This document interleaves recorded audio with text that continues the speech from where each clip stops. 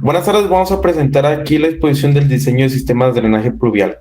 Esto presentado por el equipo 4. Adelante. Ok, para introducirlos al diseño del sistema de drenaje pluvial, se tiene en cuenta que cuando llueve en una localidad, el agua no filtrada escurre por las calles y en el terreno natural hacia las partes bajas, donde finalmente puede almacenarse o conducirse hacia los arroyos naturales, a fin de evitar que el agua se acumule o sus corrientes causen daños y molestias a la población. La planeación del sistema de drenaje pluvial es un trabajo que requiere del conocimiento de los diversos factores que influyen en el funcionamiento del sistema. Por ello, deben de contarse con la mayor cantidad de información sobre la zona del proyecto, con el fin de conocer a detalle la localidad y proponer opciones de proyecto que, además de aprovechar la topografía de la zona, sean económicas y eficientes para el nivel de protección deseado. En la recopilación de información básica se tienen dos informaciones básicas. La primera son los datos generales, en la cual consiste en la localización geográfica, categoría política, economía, vías de comunicación y servicios públicos. La segunda son los planos de la localidad, los cuales son esenciales para la elaboración del proyecto, pues gracias a ellos se define adecuadamente la configuración de la red, por lo que en caso de no contar con ellos deberá hacerse un levantamiento topográfico para obtenerlo. Okay. Para la definición de cuencas y su configuración del terreno con ayuda de planos, existen dependencias como la INEGI que disponen de archivos de planos escalonados que permiten procesar información para identificar y delimitar cuencas de la zona. Para poder regionalizar un sistema se deberá dividir la localidad en atención a la pendiente del terreno natural en zonas de terreno accidentado, del terreno del pendiente moderada o del terreno plano, definiendo con ellas las zonas donde se presentan las transiciones en la pendiente del terreno y susceptibles de problemas localizados para la capacidad del sistema. Para la estructura del sistema se definirán acorde a la red del drenaje natural en cuanto sea posible. La red de colectores primaria y secundaria, identificando los puntos de ingreso de aguas captadas en áreas exteriores a la localidad o definiendo interceptores que permitan manejar las corrientes exteriores sin ingresar al sistema interno. En estructuras especiales se tienen tres tipos. La primera de ellas es la presa rompepicos en las partes altas de la cuenca de aportación del sistema. La segunda son las presas retenedoras de asolve, las cuales cuando el arrastre de sedimentos por las corrientes representa un problema en su desalojo del interior. La tercera son los tanques de tormenta en los cambios de pendientes significativos en el sistema de drenaje. Esta determina para ello la necesidad de una estructura superficial o bien aprovechar algún elemento urbano que permita el almacenamiento de agua sin causar daños mayores. Para considerar el área de retraso, se buscará drenar las aguas superficiales hacia áreas con vegetación que determinen un retraso del ingreso de las aguas pluviales al sistema de recolección, lo que permitirá un funcionamiento más eficiente. Sin embargo, estas medidas no deben de considerarse en el dimensionamiento de los ductos, por estar sujetas a los cambios del uso y de manejo superficial futuros. Ok, para definir el desalojo de las aguas, se debe procurar que el desalojo sea a las corrientes naturales que se tengan en la vicinidad de la localidad, descargando a ellas cuantas veces sea requerido en uno o varios puntos de esta. Para poder ubicar las estructuras de descarga, se garantizará que queden por arriba de los niveles que topen los cuerpos de agua, receptores como ríos, lagunas o mar bajo condiciones extremas. Esto es, en el caso de los ríos, procurar que el nivel de descarga quede por arriba del nivel de superficie libre que alcanza cuando se transmite el gasto asociado a un intermedio retorno de 10 años. En el periodo de retorno, de retorno de diseño se utiliza para diseñar una obra de ingeniería con una estimación de la capacidad requerida al finalizar el proyecto de diseño. Esto se hace para evitar ampliaciones o adecuaciones durante el intervalo de tiempo igual al periodo de diseño de la obra. La vida útil de una obra es el tiempo en el que la obra sirve adecuadamente a los propósitos de diseño. Para la asignación del periodo de retorno, se tiene en cuenta que por razones de economía se ha propuesto usar periodos de retorno de diseño de un año hasta los 10 años, ya que con eso se logra un funcionamiento adecuado del sistema durante lluvias ordinarias, aunque se tengan encharcamientos e inundaciones que provoquen ligeros daños y molestias a la población durante lluvias extraordinarias. Siguiente. No, siguiente. Trazo de la red de drenaje pluvial. El trazo de una red de drenaje debe tender a ser una réplica subterránea del drenaje superficial natural. El escurrimiento debe ser por gravedad, excepto en aquellas zonas donde por cuestiones topográficas sea inevitable el bombeo. El trazo de una red de drenaje se inicia con la definición del sitio o los sitios de vertido. A partir de aquí se define el trazo de los colectores y los emisores. y una vez definiendo esto, se traza la red de trajeas. En ambos casos pueden elegirse varias configuraciones o trazos. Siguiente. Configuraciones de un sistema de drenaje. Se denomina configuración de un sistema de drenaje al trazo definido para los colectores y emisores de la red, el cual depende principalmente de la topografía de la zona, del trazo de las calles en la localidad, de la ubicación de los sitios de vertido y de la disposición final del agua. Los modelos de configuración de colectores y emisores más usuales se pueden agrupar en los siguientes tipos. Siguiente. El modelo perpendicular. Siguiente. El modelo radial. Siguiente. El modelo de interceptores. Y por último, siguiente. El modelo de abanico. Siguiente. Configuraciones de la red de atrajeas. La red de atrajeas tiene por objetivo recolectar y conducir las aguas pluviales captadas en las bocas de tormenta distribuidas en la zona de un proyecto hasta la red troncal de los colectores. El ingreso del agua a la red es entonces paulatino y conforme avancen sus recorridos en los colectores se incrementa el caudal. Una vez eligiendo pues el modelo de configuración de colectores y emisores, se considera cuál va a ser el más adecuado para la zona de nuestro estudio.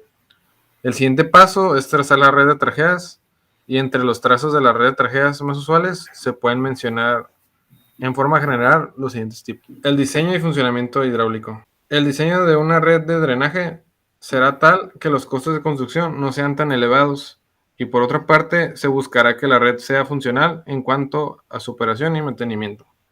Conviene que antes de abordar el procedimiento de diseño de una red de drenaje, su objetivo es lograr un diseño económico y eficiente. En general, puede afirmarse que una red de drenaje ha sido bien diseñada. Las dimensiones mínimas en el diseño de las conducciones en el drenaje pluvial urbano. Pues el diámetro mínimo que se recomienda para las atrajeas en un sistema de drenaje pluvial es de 30 centímetros.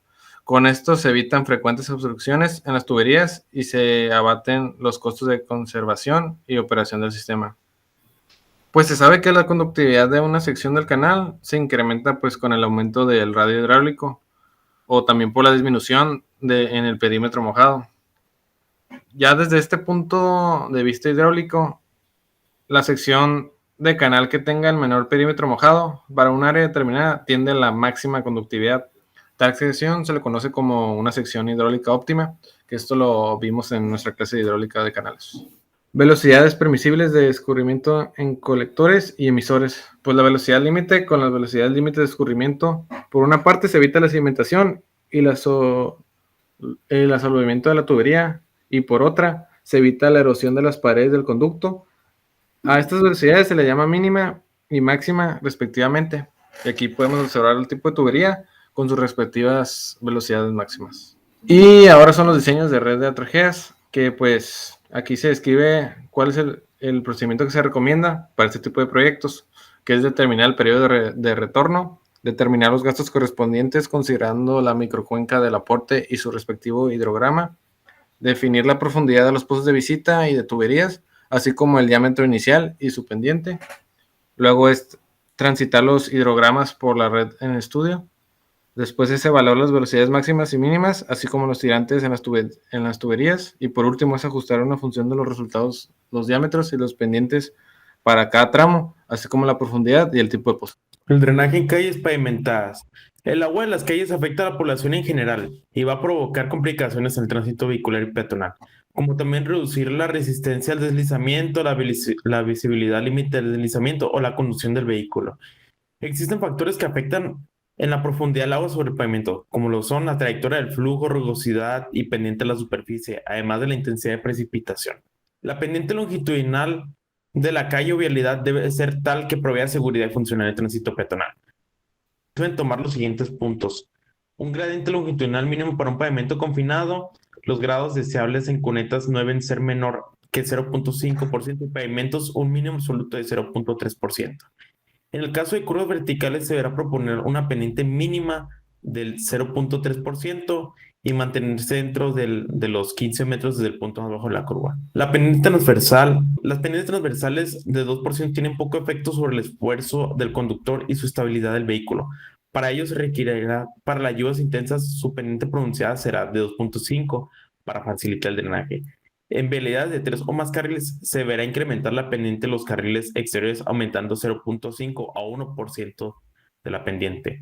Y a continuación se presentarán algunas recomendaciones adicionales para la pendiente transversal, como lo son las áreas centrales de una vialidad no deben ser drenadas a través de carriles de circulación o los hombros y guarniciones deben estar en pendiente para drenar hacia afuera de la calle. Existen zonas de elevaciones y zonas estrechas. Aquí tenemos una tabla donde nos indica el tipo de superficie y donde nos indicará el rango de pendiente transversal también, aquí a la derecha. Guarniciones y conectas. Las guarniciones se utilizan normalmente en el borde exterior de los caminos pavimentados para condiciones de baja velocidad.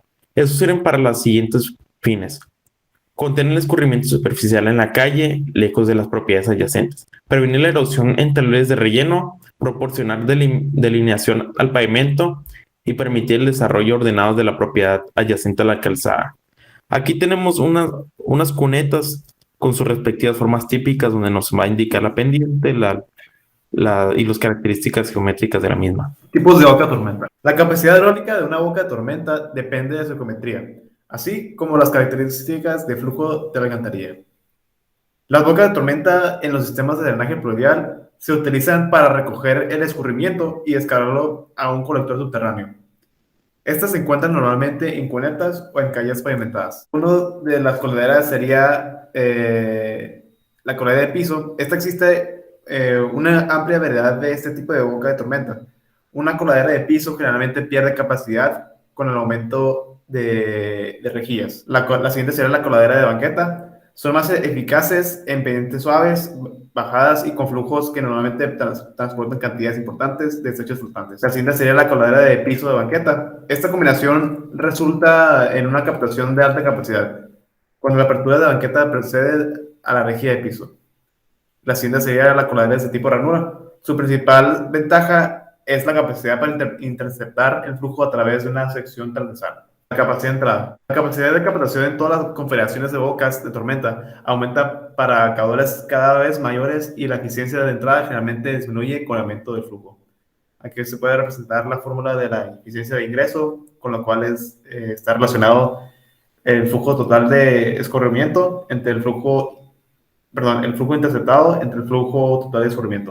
Dimensiones mínimas recomendadas de las bocas de tormenta. Para decir, su dimensionamiento se debe determinar el diámetro que sería el del tubo, del albañal pluvial a la conexión de drenaje pluvial urbano, acorde con el gasto de ubicación calculado, o tener una dimensión mínima de 30 centímetros, que se ubica a 4 veces esa misma longitud, y así se va repitiendo como se encuentra en la imagen.